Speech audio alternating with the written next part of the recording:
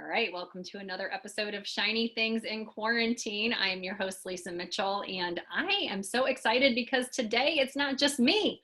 Today I have an amazing friend, new friend that I've met who is doing some brilliant work and having some really, really interesting conversations. So I want to welcome Leah Carey to the show. She is the podcast guru of Good Girls Talk About Sex, has goodgirlstalkaboutsex.com. So you know already, like, I'm intrigued just by the title alone, but more importantly, the content and the conversation and just the experience that you're sharing and facilitating, Leah. I was like, I gotta know this. I gotta know this person. So I kind of went into stalker mode and found her on the interwebs after listening and watching some of her shows. And so I'm like, let's have a conversation, because you, Leah, I love you, sister, because Aww. You are just sharing the realness.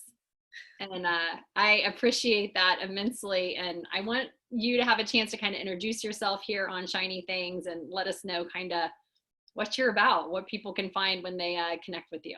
Sure. Well, thank you, first of all, for having me. I'm so glad that you went into stalker mode and connected. I maybe should say that differently, given that I work in the sexuality realm. Right. Well, you know my intentions are not nefarious. Yes. So my background is that I grew up in a home where there was a lot of really, really confusing messages around sexuality. My father was an alcoholic. He was emotionally abusive, and there was like sexual energy flying around all the time. He would talk to me sexually about my body. He would talk to me about his sexual relationship with my mom and how unhappy he was with it. And he would speak to women other than my mother sexually in front of me, even while they were still married. All of which was really confusing and really awful. And it wasn't until much later that I began to understand that that was actually sexual abuse. It just didn't look the way that I thought sexual abuse was supposed to look, so I had never called it that. Right. But it is, in fact, really abusive behavior. What I did at the same time, he was also telling me that I was fat and ugly and that no one would ever want to be with me, and that he was going to lock me in my room until I was 30 and break the kneecaps of any boy who ever paid attention to me. Wow. So, like, radically confusing messaging. Yeah. From every direction. Like, okay, so am I completely undesirable, or am I so desirable that you have to protect me from everyone in the world? Like, seriously, so confused. Yes. And so what I did with that was I just completely shut down. I didn't have my first serious boyfriend until I was 25. Didn't have sex, like intercourse, for the first time until I was 25. And then once I did start getting involved in relationships, I chose people who were varying degrees of abusive, just like my dad. At some point in there, I realized that I was bisexual, but was too afraid to do anything about it. Right. And just really didn't believe that I was capable of having a relationship with somebody who would treat me well, or that I was worthy of that. Particularly because I thought no one could possibly look at my body and see somebody who they'd want to be with, because that's what my dad had told me, and so I believed him. Those are the stories we believe. Yeah. So fast forward to me, 42 years old, having spent my whole life really intrigued by the idea of what good sex would feel like and be like, but never having given myself the opportunity to experience it or pursue it, and basically having suffered through a lot of really, really painful, terrible sex, which I thought was because I was broken. I thought there was something deeply wrong with me because sex was so uncomfortable, so painful, so boring. And yet all the messaging from everything around you is saying it's great, it's amazing, it's what everybody's seeking. Exactly. So clearly I'm the broken one. Right. So yeah. Wow. didn't realize until later that the reason it was so painful and unpleasant was because I was never turned on. So I didn't lubricate. Minor detail. Really minor. And of course, you know, the messaging also is if you're a woman who's not lubricating, there's something wrong with you. So using external lubrication just means that you're failing. Like a failure. Yeah. Totally. So I never used it. Big mistake. So age 42, you know, circumstances in my life all came together and I had sort of a massive sexual awakening and started going out and looking for experiences that I had been curious about my whole life. You know, I went out and had some threesomes. I went to some sex parties. I ended up going to a sex resort in Jamaica for 5 days by myself. Like I am the kind of person who doesn't do something until I'm ready, and then I jump all the way into the deep end. So I'm curious, as you decided, you know, you kind of started, you know, looking at the value of yourself, looking at the value of yourself as a woman and as a sexual woman, and with the focus of Shiny Things historically being around the digital landscape and using tools and apps and things like that to form connection for whatever your purpose is. Is that a tool that you used? Is that kind of a space that you were able to make connections in? And what did that look like for you? Absolutely. Yeah. So I have never learned how to date. Like that is just a skill that is kind of, I don't enjoy bars. I have no idea how to meet people. So when I decided that I was going to start making some effort in this area, apps was the only thing that I knew how to do. Yeah. Online dating and apps. And this whole period while I was going through this awakening coincided with a time when I was got rid of most of my stuff, put the remaining stuff in my car, and took a 6-month road trip around the country by myself. So I'm traveling, I'm not staying anywhere more than a week or at the outside 10 days. So I'm not looking for relationships. Right. I am very clear that I am going onto apps looking for like short-term interesting experiences. Right. It's not just about sex. Like I wanted to learn if I was actually somebody who other people could be interested in. So I did meet some people and date. I was working with a coach at the time, a body image coach, because I was really sorting through like all these old messages about how fat I was. Right. I'm a little overweight. I'm a good 30 to 40 pounds overweight, but I am not like, and I don't even want to say it that way because you're an attractive woman, period, the end, right? All parts of mentality. It has nothing to do with it. Even if I were 100 pounds larger, I would still be the same person I am. Right. And so I've learned a lot about body neutrality. But at the time, I was working with a body image coach, amazing woman named Jessie Nealand. And I came back from a date. I was in Washington, D.C. I'd met this guy I think it was through Bumble. And I had a date with him. It was fun, not a love connection, but we had a vibe. And I had a session with Jessie the next day, and I was like, he's kind of cute. He seems interested in me. Would it be awful if I went out with him for a second date and had sex with him? And I'll never forget her response. She said, I'm really curious that you phrased that as, would it be awful, rather than, would it be fun? Like, mind blown. So, words are so powerful, and how we assign meaning and charge, you know, negative or positive charge to certain words. That's a lot. Yeah. Yes. So, apps. And at the time, Craigslist personals was still a thing. Unfortunately, sadly, it is not now. But yeah, I was posting my own ads. I went through a process with Craigslist. At first, I was responding to some ads, but that felt a little less safe to me that felt like the other person had all of the power. Hmm. Whereas if I posted my own ad, which at first felt way scarier, but if Yeah. I posted my own ad, I could set up the rules. I was the one with the power. I had the power to say yes or no. And so I was very careful.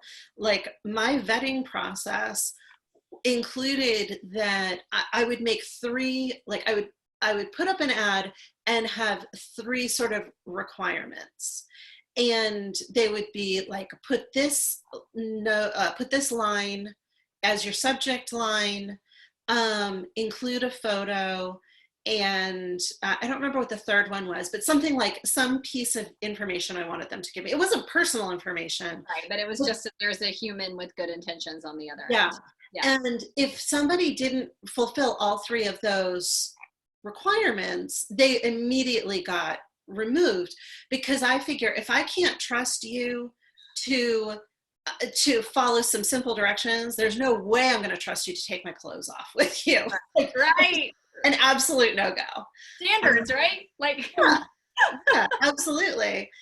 And through that, and then when I actually did set up a date with somebody, I made sure that I had some basic information about them that I sent to usually two different girlfriends in different time zones, so that because I was on the road, nobody knew anybody. right. I wanted to make extra sure, so I had two people sort of watching my back and waiting for a message at the end of the evening.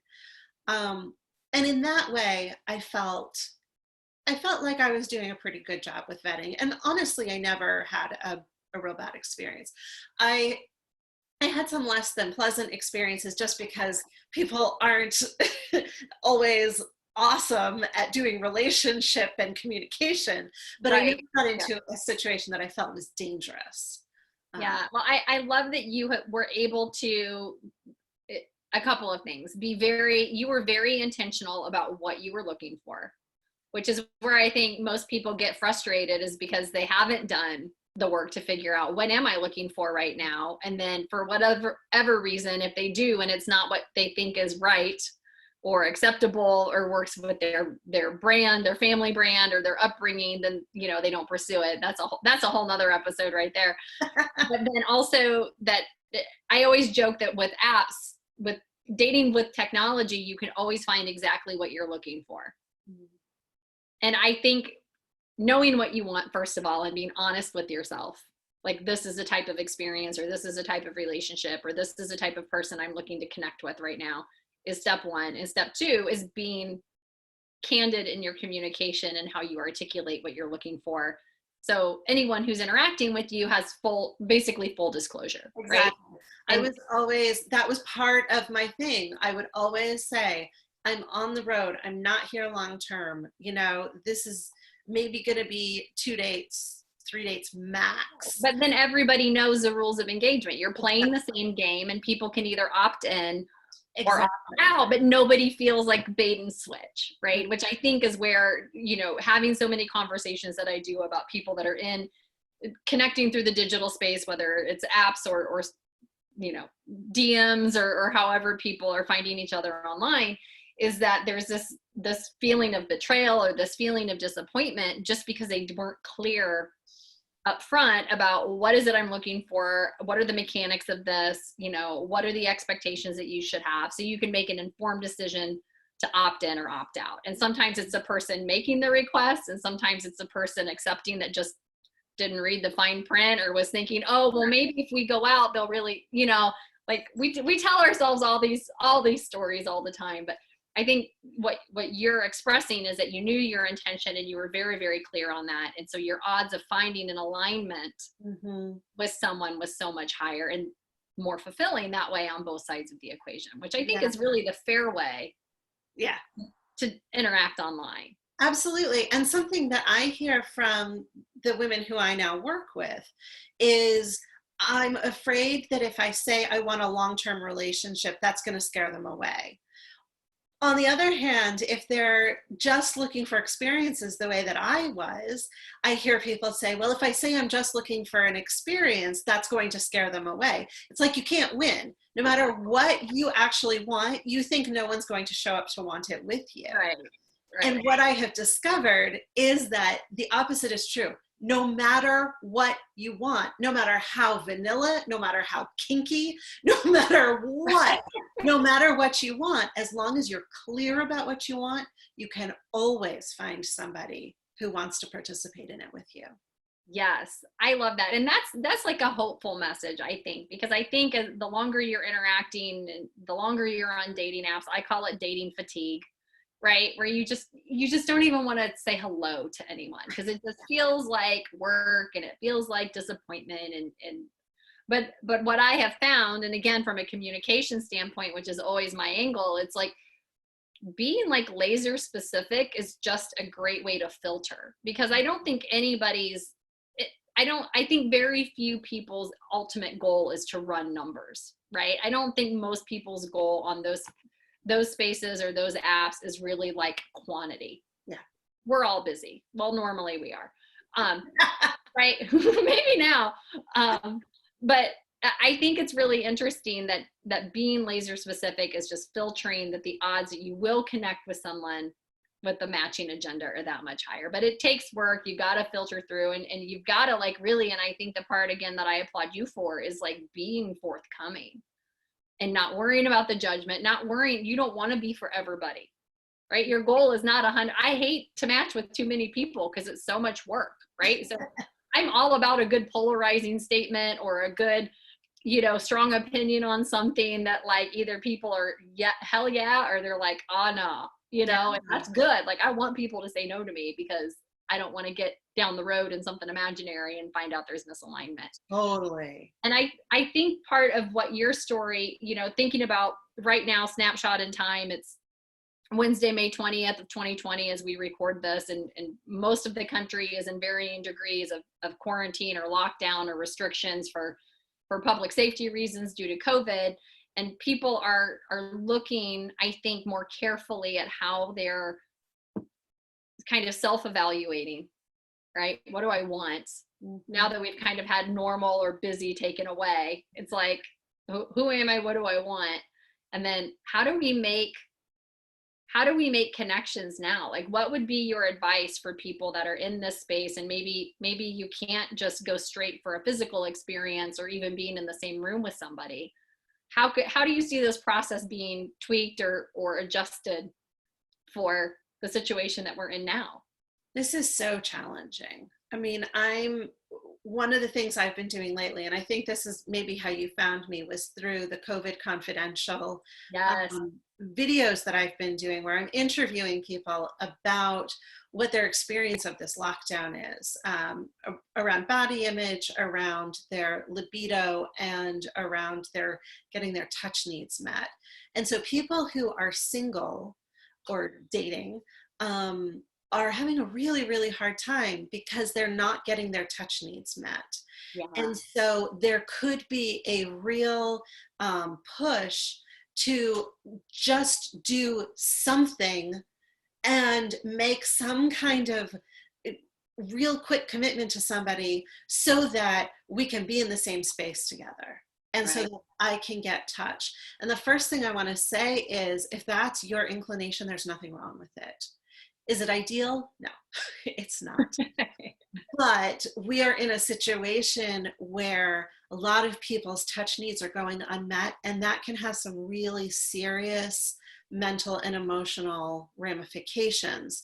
So if you're feeling like, I just need to get touched, and your way to do that is by matching with somebody and then quickly making a quarantine commitment so that you can like bring them into your quarantine bubble.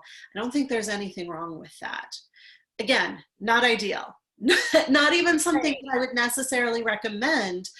But I think that we have to be real honest about how hard this is, and that there are some real issues that people need to deal with. And if that's your way to deal with them, I'm not going to shame you for it. Yeah, well, I think, first of all, that's a great just acknowledgement, right? That there are a lot of people who are not partnered or are not sheltering with someone, or don't have any real form of touch right now. And I think that's what actually like caught my attention. I was scrolling through Instagram and I saw the phrase touch hunger. Yeah. And I was like, ooh, yeah. Like, and my last episode of this podcast was actually around, I broke up with somebody fairly early into quarantine, not really anticipating the duration. I mean, we're 9 weeks, almost 10 weeks in. Yeah. So I've had a little bit of regret just from the touch standpoint of like, dang, like maybe I should have stayed in it. Yeah. Just, to have that need met. But I think it's so important, and I appreciate so much that you are verbalizing what so many people are experiencing right now and validating that it is absolutely a real thing. It is and it such does have negative consequences. You are the only one I have heard talk about it. Oh my God, it's so real. That's it. I was like, yes, it is. Yeah. And I think going along with what I was just saying about like, there's no shame in choosing somebody to do that with. I also think there's no shame in saying right up front, this is a limited time thing. Like, we're doing this for quarantine. Right. And then we can see where it goes, but we're not making any commitments to each other. Yeah, I have heard a lot about exes getting back together. Yeah, or absolutely. people taking people they've gone out with before or hooked up with before, like off the bench, like for quarantine. It would be interesting to revisit some of those now that we've had a prolonged period to see, okay, did it reignite, or did you repel each other, or are you still in it? One story that I'm familiar with is a couple who were in the midst of divorce, but sharing custody of the kids. And because the kids are going back and forth between their houses, it makes sense that they would, use each other as that physical comfort. Yeah. Again, I don't think there's anything wrong with it. Will there be some complication when quarantine ends? Yeah. Absolutely, there will. And I don't want to sugarcoat that. But I also think that we need to not deprive ourselves of a really basic human need during a time of incredible stress. Yeah. Just because I think it's wrong. I love that. And I'm so appreciative of you putting language around that, because I think a lot of people are feeling it like I was feeling it. I didn't know that it was a thing, right? It's like, oh, well, maybe it's just me. Maybe I'm needy or clingy or whatever. And like B, that it's actually a thing and that it's a valid thing, right? Like, it is an important part of experience. And I think about, and I know you have a really great episode too around the absence of platonic touch. Like my friends, male and female, are the best huggers, right? Like, that is 20 seconds in, we're building oxytocin, like all that connection is there, from the brain science standpoint of why hugs and touch are important. And even that has stopped. It's like, when I've been single before, I at least have always had those really great, friendly, platonic interactions to at least satisfy that touch and that oxytocin hit and the things that I need. And so it's like everything is gone now. And I think that really amplifies the absence of what you maybe didn't even know you needed as much. Yeah. And so, to do a quick explainer for anybody who doesn't understand what this concept of touch hunger means, like, you may have a real connection to, oh yeah, that sounds like it makes sense, but there's actually real neurological issues.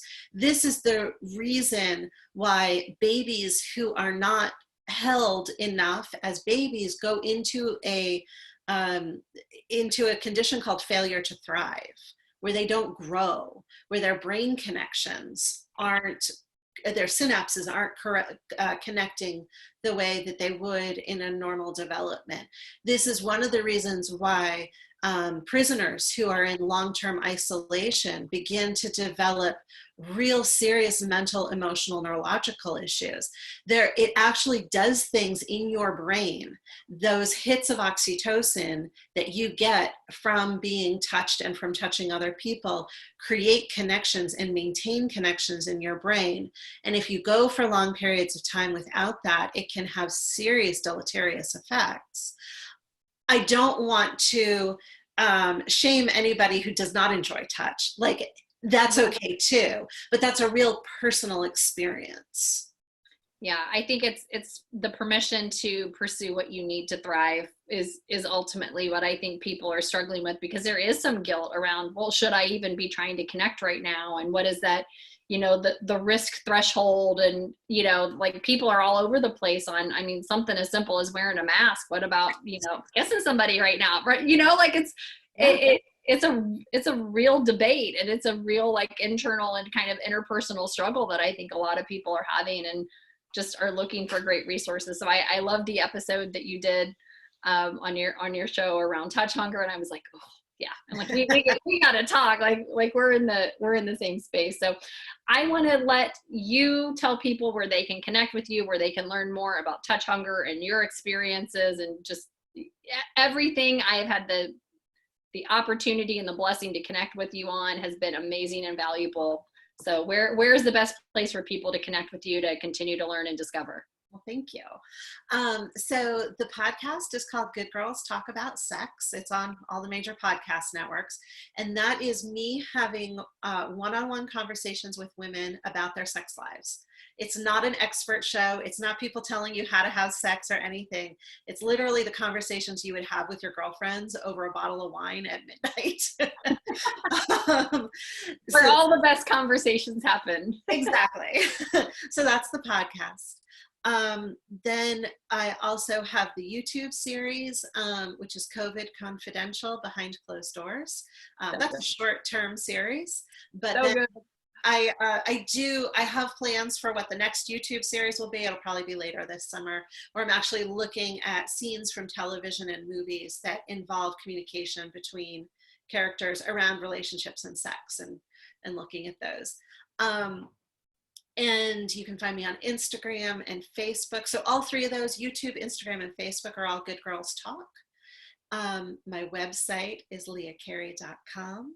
And I recently started a private Facebook group so that people could come into a protected space and ask their questions and have these conversations. And so that is Facebook.com/groups/Good Girls Talk. Awesome. And I'll link up those places too in show notes so people can reference those easily too. But Leah, I want to thank you for indulging me in this conversation and for being a kindred spirit in the journey of self-discovery and candid conversations, and how to get through quarantine and dating apps and all the things we need to try to feel whole and good and excited about how we're showing up in our places and spaces. So thank you so much for joining me today. Thank you so much, Lisa. It's been a real pleasure. Okay, hang on.